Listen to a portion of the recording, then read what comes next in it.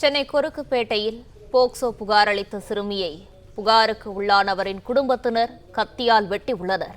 இதுகுறித்த கூடுதல் விவரங்களை வழங்குகிறார் செய்தியாளர் சரவணன். சரவணன், விவரங்களை வழங்கல.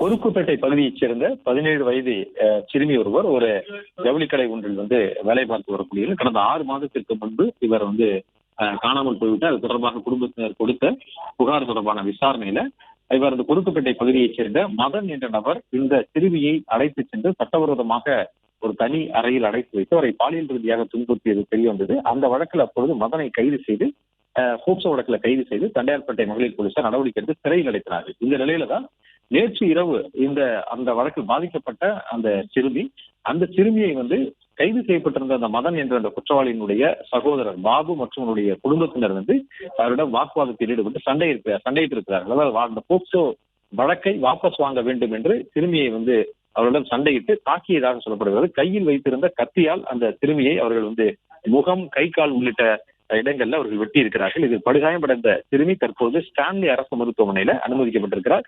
இது தொடர்பாக ஆர்கே நகர் போலீசார் கொலை முயற்சி என்ற சட்டப்பிரிவில வழக்கு பதிவு செய்து இந்த போக்சோ குற்றவாளி மதனுடைய சகோதரன் பாபுவை கைது செய்திருக்கிறார்கள். மேலும் அவருடைய குடும்பத்தினர் இருவரையும் பிடித்து விசாரித்து வருவதாகவும் போலீசார் தெரிவித்துள்ளனர்.